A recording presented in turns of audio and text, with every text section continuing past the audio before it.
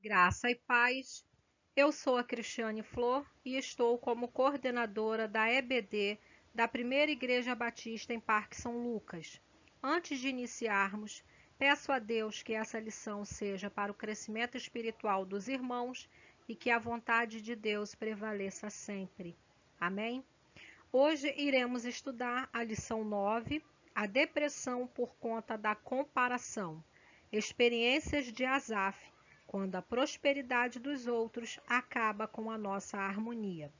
Peço aos irmãos que leiam 1 Crônicas 6, versículos 31 ao 40, também em 1 Crônicas, capítulo 16, versículos 5 a 7 e Salmos, capítulo 73, para que os irmãos conheçam um pouco mais sobre a história de Asaf e o contexto referente à sua depressão. O texto básico dessa lição é Salmos 73, versículos 12 até o 14. Diz assim: Assim são os ímpios, sempre despreocupados, aumentam suas riquezas. Certamente foi-me inútil manter puro o coração e lavar as mãos na inocência, pois o dia inteiro sou afligido e todas as manhãs sou castigado. Esses versículos de Salmos foram escritos por Asaf, né? Ele era levita, e nesses versículos ele já demonstra aqui a sua indignação, né? A sua decepção ao perceber que a vida dos ímpios eles estavam evoluindo, né? Estavam assim aparentemente mais próspera do que a dele, né? Então ele acabou deixando esse relato, né, nesse trecho, né, do Salmo 73. Realmente muitas pessoas, né, mesmo não servindo a Deus, não sendo obedientes a Ele, podem aparentar terem uma vida próspera, uma melhor condição financeira, ter uma vida familiar e social aparentemente harmoniosa, terem muitos amigos, viverem em festividades e etc. E isso pode ocasionar comparações, mesmo no meio evangélico, causando questionamentos a respeito da fidelidade de Deus. Em algumas pessoas, esse sentimento de mágoa com a vida que levam pode gerar revolta e acabarem adoecendo. Essas pessoas vivem olhando para os mais afortunados e pensando que a grama do seu vizinho é sempre mais verde do que a sua. E perguntam a Deus o porquê dessa injustiça.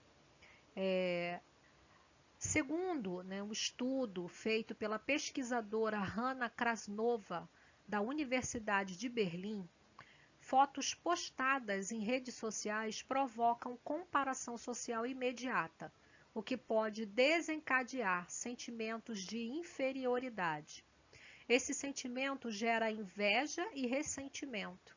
A busca constante em transmitir uma imagem de perfeição em todos os momentos pode frustrá-lo e pode levar até mesmo à depressão. Se você vê belas fotos do seu amigo no Instagram, uma maneira de compensar é com fotos melhores. Quando seu amigo olha as suas fotos, vai querer postar outras ainda melhores, e assim por diante. Autopromoção dispara mais autopromoção, e o mundo das mídias sociais fica mais longe da realidade, afirma Krasnova. Né? Essa comparação, né, ela também, né, aconteceu na época de Asaf, né? Apesar de não ter as mídias, né, sociais, ele também comparou, né, a sua vida com a prosperidade dos ímpios, né, da sua época. E a inveja, né, que ele possuía do status, né, social que esses ímpios, né, desfrutavam e ele não. Mas vejamos aqui o que a Bíblia fala a respeito.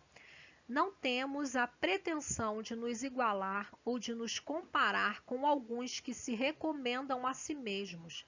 Quando eles se medem e se comparam consigo mesmos, agem sem entendimento. Segundo aos Coríntios 10, versículo 12. Vamos dar continuidade ao nosso estudo. Tópico 1. Quem foi Asaf? Foi levita e nomeado pelo rei Davi para ser responsável pelos cânticos na casa do Senhor. Era o principal cantor quando a Arca do Concerto foi levada para Jerusalém e em várias ocasiões quando havia festas nacionais. Liderou os louvores quando Salomão consagrou o templo que construiu. O seu nome é encontrado no título de 12 Salmos. Mas é no Salmo 73 que Asaf abre seu coração para nos mostrar uma profunda tristeza. Um coração extremamente amargurado, com dores no corpo e na alma, e como quase abandonou a fé em Deus por conta dessa depressão. Asaf se deu conta de que os ímpios prosperavam mais do que ele, um homem piedoso e obediente a Deus. E isso começou a incomodá-lo. Bens, posses, coisas da vida que Asaf gostaria de ter e não conseguia, mas que os ímpios, em sua desonestidade, acabavam conseguindo. Toda essa comparação e indignação revoltou Asaf. Ele desabafa com o coração cheio de inveja pela prosperidade dos perversos.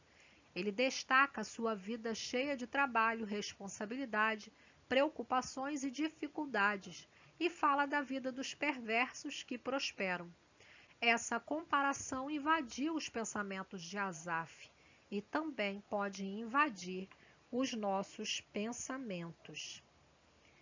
Bom, primeiramente nós temos que falar aqui, assim, Asaf, era um levita que trabalhava, fervorosamente, para a obra do Senhor. Ele era fiel, e piedoso.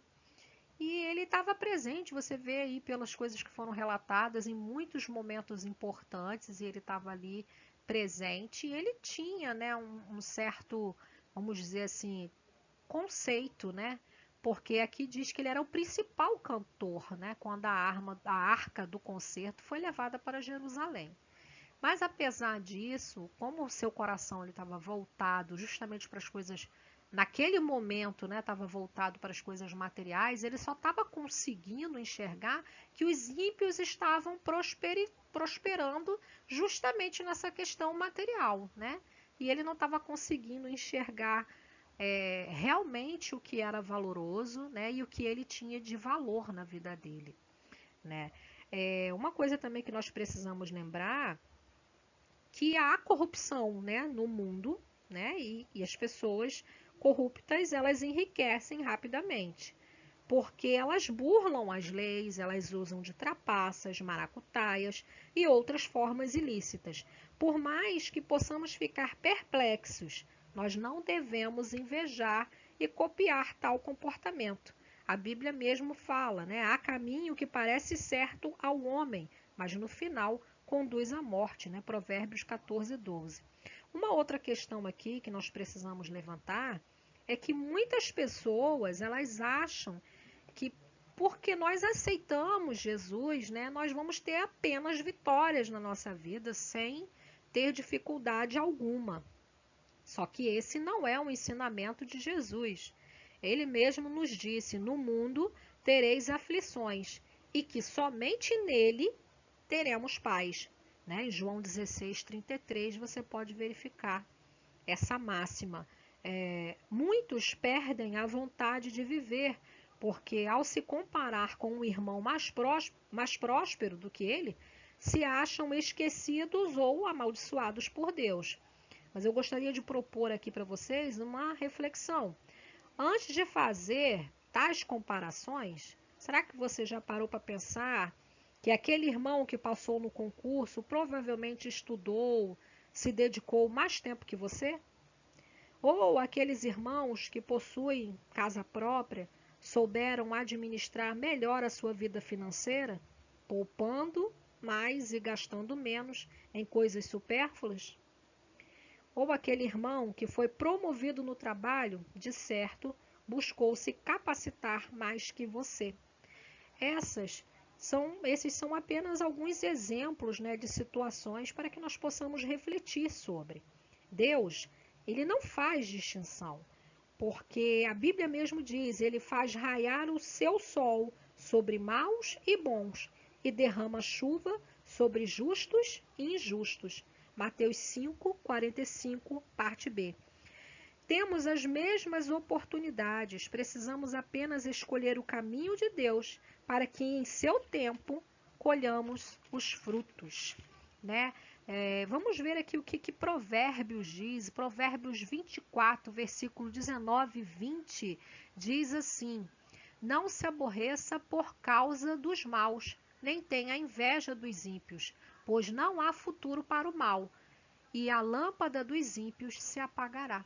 Então, por mais que essa vida próspera, né, dos ímpios, elas acabam até reluzindo, isso vai ser passageira, essa lâmpada ela vai se apagar, porque não tem como ser eterno algo que não está baseado, pautado na vontade de Deus, né, e nos ensinamentos dele. Então, isso aí vai ser passageiro, a gente não pode ter inveja disso, não pode ficar triste, e temos que nos concentrar na nosso verdadeiro foco, né? Que é obedecer à palavra de Deus, servir ao Senhor, né? E focar na nossa vida eterna, né? Com Ele. Vamos ver agora aqui, vamos dar continuidade ao tópico 2. Tópico 2, a grande resposta de Asaf. Asaf, ao entrar no santuário de Deus, começa a entender a verdade e descobre todo o engano que havia naquela aparente prosperidade dos ímpios. O momentâneo conforto que se tem com o fruto de pecado é apenas aparente e não dura muito. Só a luz de Deus nos permite ver e entender isso. A prosperidade, fruto da desonestidade, é um paraíso disfarçado, cujo fim é dor e grande destruição. Vejamos o que a palavra de Deus nos adverte.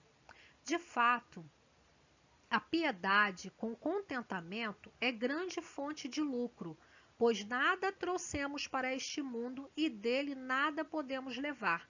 Por isso, tendo o que comer e com o que vestir-nos, estejamos com isso satisfeitos. Os que querem ficar ricos caem em tentação, em armadilhas e em muitos desejos descontrolados e nocivos, que levam os homens a mergulharem na ruína e na destruição, pois o amor ao dinheiro é raiz de todos os males. Algumas pessoas, por cobiçarem o dinheiro, desviaram-se da fé e se atormentaram a si mesmas com muitos sofrimentos.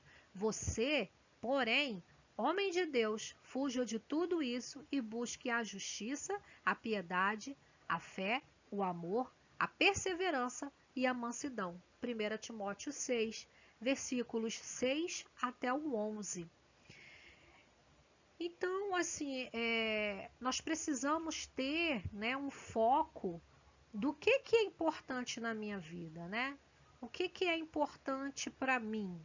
O que realmente é a prosperidade? Prosperidade é ter muito dinheiro, é esbanjar dinheiro, é estar sempre viajando, é ter casa na praia, é ter uma vida toda desregrada segundo os propósitos de Deus, né? Se for isso, né, a pessoa está se iludindo, porque a prosperidade verdadeira, ela vem justamente, né, de você estar vivendo de acordo com a vontade de Deus, né, de acordo com os conselhos que Ele dá. E assim você vai ter paz, assim você vai ter tranquilidade, porque tudo que Ele aconselha te leva a viver algo bom, né? Viver a paz, viver uma tranquilidade, viver dentro da sabedoria dele, né? Que vem dele. Então, assim, eu não estou dizendo aqui que é pecado você ter dinheiro.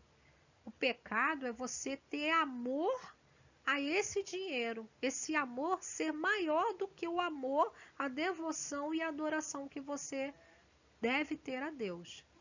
Então, o pecado está aí, tá? Então, você precisa encontrar o que é a verdadeira prosperidade. Qual é o seu verdadeiro tesouro, né? Então, assim, em Mateus 6:21, diz assim: pois onde estiver o teu tesouro, ali estará também o teu coração. Então eu te pergunto, será que o seu tesouro está em Deus? Onde está o seu tesouro? Né? Se o seu tesouro estiver em Deus, também o seu coração, a sua mente estará em Deus. Então você vai obedecê-lo, você vai honrá-lo, você vai respeitá-lo, você vai adorá-lo. Se o seu tesouro estiver em coisas materiais, dificilmente o seu coração estará em Deus. O seu coração vai estar em outro lugar, porque você está colocando esse seu amor à frente, acima do que você deve ter para com Deus. Tenha essa consciência de que o seu tesouro deve estar em Deus. Vamos dar continuidade aqui ao estudo da revista. Tópico 3: a verdadeira prosperidade. A máxima que nos ajuda muito a não viver comparando a nossa vida com a de ninguém e, consequentemente, não adoecer por isso, é a de que Deus verdadeiramente é o maior bem que temos. Nada, nem mesmo ter uma boa saúde, pode se comparar à certeza de ser um filho amado do Senhor, tendo-o como um Deus presente em todas as circunstâncias e dando a certeza de uma vida com Ele por toda a eternidade. Vamos ver aqui particularidades da verdadeira prosperidade. Primeiro, ter o perdão de Deus, viver essa liberdade. Em 1 João, capítulo 1, versículo 9, diz assim: se confessarmos os nossos pecados, Ele é fiel e justo para perdoar os nossos pecados e nos purificar de toda a injustiça. Então, quando eu confesso o meu pecado, eu tenho a certeza que Deus ele é capaz de me perdoar. Ele pode me perdoar e me purifica de toda a injustiça. Essa é uma verdadeira liberdade, e não a que o mundo oferece de fazer tantas coisas ilícitas e viver aí de qualquer jeito, gente. Isso não é liberdade, isso é uma falsa liberdade, né? Na verdade, as pessoas que estão nesse mundo vivendo a esmo, assim, sem ouvir e sem estar atento à palavra de Deus, aos conselhos do Pai, eles estão vivendo, na verdade, numa prisão, né? Uma prisão que muitas das vezes eles podem ver até uma prisão dourada, né? Parece até uma prisão de ouro, mas é uma prisão. Uma prisão de ouro não deixa de ser uma prisão, né? Então, assim, que as pessoas possam viver e conhecer essa liberdade de conhecer Jesus como seu Salvador e ter acesso ao perdão de Deus. A segunda particularidade, ser filhos de Deus. Em Gálatas 3, versículo 26, diz assim: todos vocês são filhos de Deus mediante a fé em Cristo Jesus. Então eu sou filha de Deus mediante a minha fé em Cristo. Se eu reconheço que Cristo é o meu único Salvador, eu sou filha de Deus. Olha que maravilha. Isso é uma prosperidade, isso é uma bênção, saber que eu sou filha de Deus. Se eu sou filha de Deus e Cristo é filho de Deus, logo, né? Eu sou irmã de Jesus Cristo, olha que maravilha. Que é prosperidade maior do que essa, do que ser filha de Deus, irmã de Jesus Cristo? Então, que nós possamos ter, né, isso em nosso coração, né? Confessarmos os nossos pecados ao nosso Salvador Jesus Cristo e assim sermos filhos do Senhor. Particularidade, a terceira particularidade, saber que Ele não nos abandona. Em Isaías 41, versículo 10, diz assim: por isso não tema, pois estou com você. Não tenha medo, pois sou o seu Deus. Eu o fortalecerei e o ajudarei. Eu o segurarei com a minha mão direita vitoriosa. Então, ter a certeza de que Deus não nos abandona, que nos segura pela mão, né? E a mão de Deus realmente é vitoriosa, né? Se Deus é por nós, quem será contra nós, né? Saber que Ele está conosco em todo o caminho, todo o percurso, que Ele não nos abandona, mesmo em meio à adversidade, isso é uma paz, é uma verdadeira bênção, né? Que nós podemos ter em nossa vida, né? A quarta particularidade, viver a eternidade com Ele. Em João 3, versículo 16, fala: porque Deus tanto amou o mundo que deu o seu Filho unigênito para que todo aquele que nele crê não pereça, mas tenha a vida eterna. Então, assim, se eu tenho o meu Salvador, né, tenho Jesus como meu Salvador, eu tenho a certeza que eu vou ter uma vida em eternidade, na eternidade com Ele. Jesus, quando voltou para o Pai, ele disse que ele ia preparar muitas moradas. Então, eu saber que eu tenho uma morada lá reservada para mim, junto com o Senhor, é maravilhoso, né? Isso é a verdadeira prosperidade, que nós possamos compreender que essa é a verdadeira prosperidade, que possamos ter um foco real no que é ser próspero e não nos apegarmos a coisas materiais. Eu não estou dizendo aqui que nós não possamos, né, ter bens materiais. Podemos. O que nós não podemos é colocar o nosso amor e a nossa devoção ao Senhor, né, em segundo lugar, colocar essas coisas em primeiro lugar, esses bens materiais, e a adoração ao Deus verdadeiro em segundo lugar. Aí realmente nós estaremos cometendo um grande pecado, né? Permita que Deus trate as feridas do seu coração. Em Ezequiel 36, 26, ele diz assim: darei a vocês um coração novo e porei um espírito novo em vocês. Tirarei de vocês o coração de pedra e lhes darei um coração de carne. Isso é uma das promessas, né, que Deus deixou aí para nós. Vejamos, para pensar e agir. O dilema de Asaf há tantos anos perdura até hoje na vida de muitas pessoas, porque ainda existe corrupção, mentiras e falsas alegrias na sociedade. Que o Salmo 73 nos sirva de parâmetro e inspiração para se ter um coração mais voltado para o que tem real valor, nos livrando das doenças emocionais que a comparação pode produzir. Embora a comparação, como vimos, é uma tendência natural do ser humano, inspirado nas reflexões do Dr. Pedro Calabres, PhD em Psiquiatria e Psicologia Médica pelo Laboratório de Neurociências Clínicas da Unifesp, eu vou lhe dar 5 dicas a esse respeito. Primeiro, identifique os seus gatilhos. Avalie se você costuma se comparar com pessoas nas redes sociais, onde aparentemente parecem levar uma vida melhor que a sua. Se é assim, pare de seguir esses perfis ou de dar atenção a publicações que podem falar negativamente a seu respeito. Evite, pare de seguir esses perfis, pare de ficar observando esse tipo de publicações que podem desencadear esse tipo de comparação em você. E como nós vimos, a comparação ela é um dos fatores que pode levar as pessoas a desenvolver depressão. Então fuja disso, né? Seja inteligente, fuja dessas coisas. Tópico 2. Não use a aparência de outra pessoa para medir o valor da sua essência. Só Deus sabe quem você é e entende totalmente a sua complexidade. As vidas perfeitas mostradas na internet precisam passar por um filtro crítico da sua parte. Você não pode saber como é de fato a rotina do outro, nem medir o que é melhor ou pior nas vivências dele, porque nunca conseguirá estar na pele da outra pessoa, né? Então, assim, pare de querer, né, ficar medindo o seu valor, comparando se você tem mais valor ou menos valor do que outras pessoas, se a vida dela é melhor, baseado no que ela publica. Porque você não tem como estar na pele dela, né, todo dia, no seu cotidiano, para você saber se aquilo é real ou se não é, tá? Vamos lá ver o 3. Pare de justificar sua inação apontando o dedo para outras pessoas. Sempre haverá alguém mais habilidoso do que você em algo específico. Reconheça as suas limitações e invista no que está sob o seu controle, que são as suas escolhas e as suas ações.